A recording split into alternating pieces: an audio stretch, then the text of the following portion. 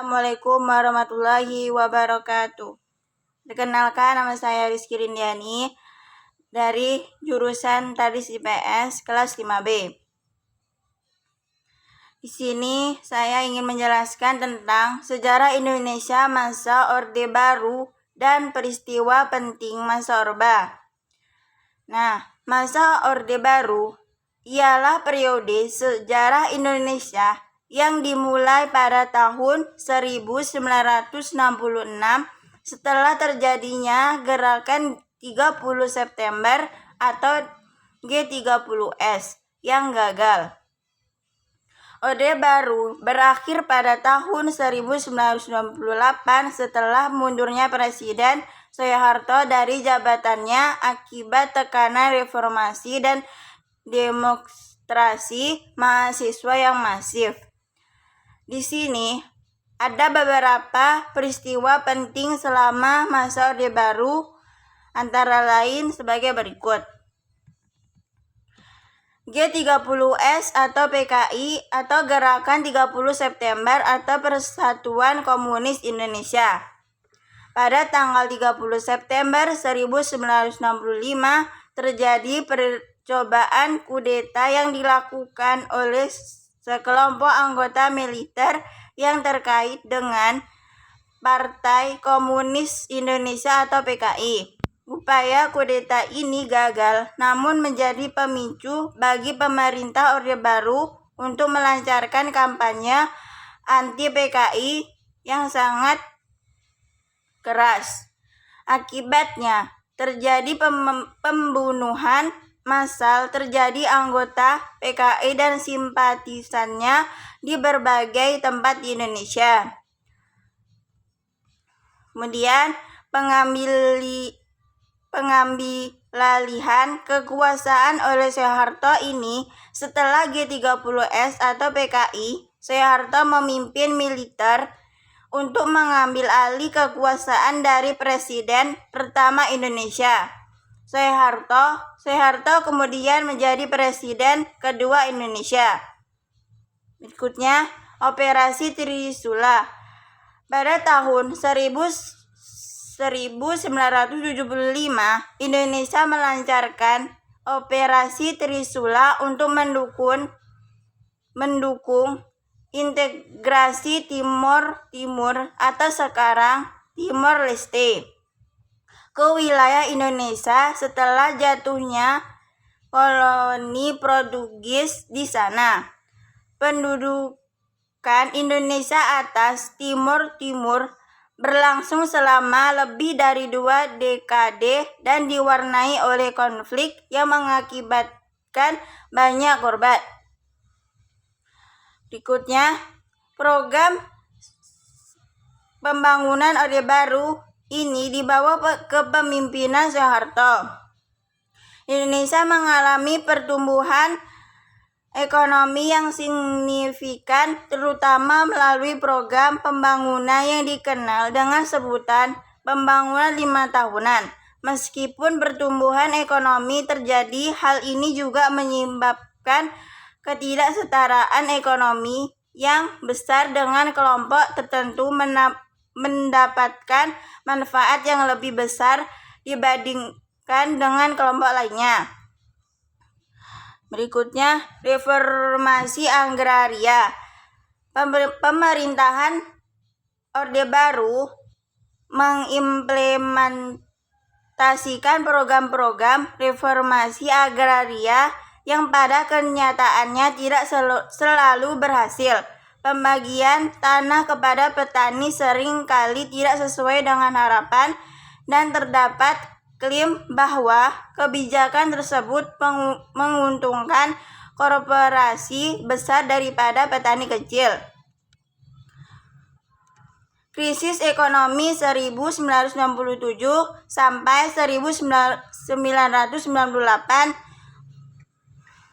Pada akhir 1990-an, krisis keuangan dan ekonomi yang melanda Asia juga memengaruhi Indonesia secara serius. Terjadi penurunan nilai tukar rupiah, inflasi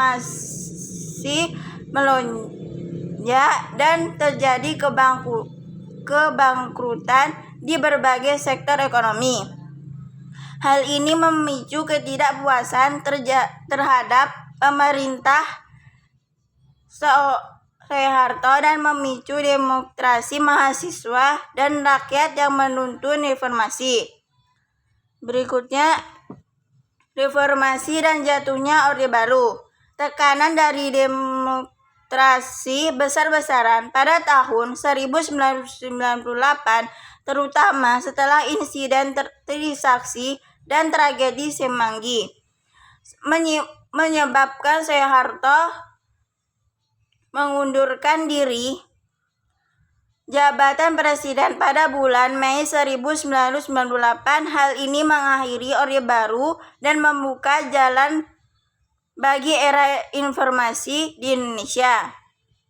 Berikutnya, Dwi Fungsi ABRI atau Angkatan Bersenjata Republik Indonesia.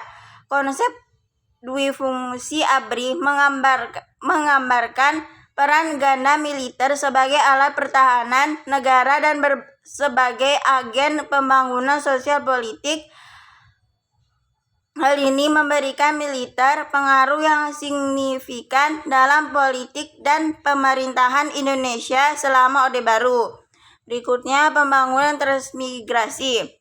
Pemerintahan Orde Baru meluncurkan program transmigrasi yang bertujuan untuk memindahkan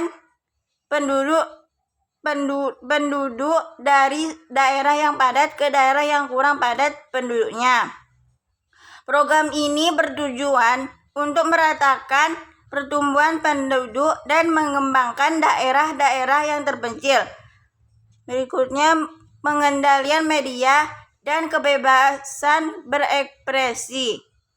Selama Orde Baru terjadi pengendalian ketat terhadap media dan kebebasan berekspresi. Pemerintahan memiliki kendali kuat atas media massa dan seringkali melakukan sensor terhadap berita dan opini yang dianggap mengganggu kestabilan politik.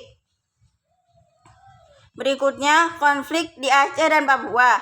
Daerah-daerah seperti Aceh dan Papua mengalami konflik separatisme yang berlarut-larut.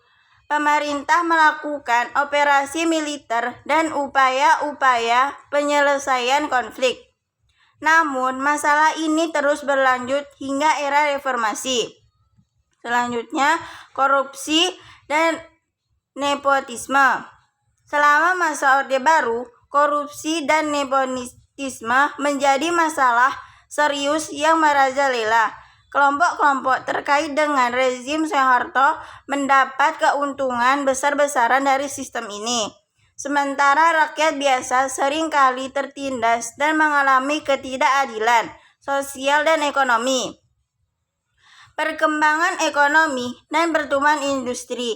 Meskipun banyak kritik terhadap distribusi ekonomi yang tidak merata, masa Orde Baru juga melihat pertumbuhan industri yang signifikan di Indonesia. Banyak proyek infrastruktur besar dan investasi asing masuk ke negara tersebut. Meskipun terkadang hal ini juga berdampak negatif terhadap lingkungan dan masyarakat lokal. Berikutnya, pemilihan umum dan partai politik tunggal.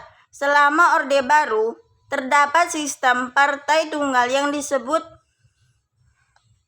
Golkar yang mendominasi politik Indonesia.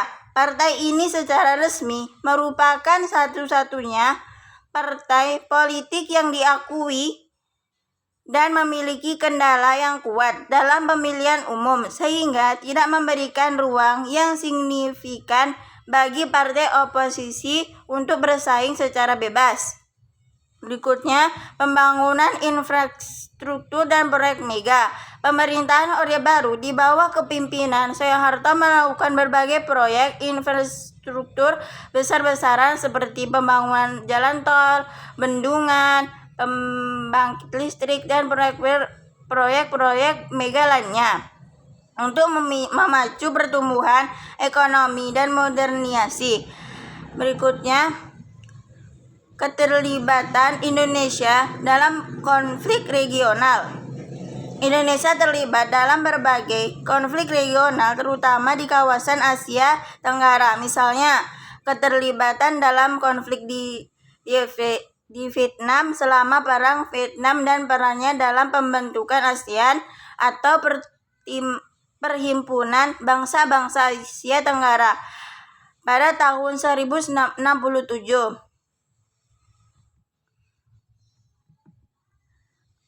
Yang terakhir, kebijakan kebudayaan dan pembentukan Pancasila sebagai ideologi negara. Pemerintahan Orde Baru menekankan ideologi Pancasila sebagai landasan negara yang menggantikan konsep Marxisme yang dianut pada masa sebelumnya. Pancasila dijadikan sebagai ideologi tunggal yang diresmikan dan diikuti oleh seluruh lapisan masyarakat di Indonesia. Baiklah, itulah yang saya dapat sampaikan. Lebih dan kurangnya saya mohon maaf. Wabillahi taufiq wal hidayah. Wassalamualaikum warahmatullahi wabarakatuh.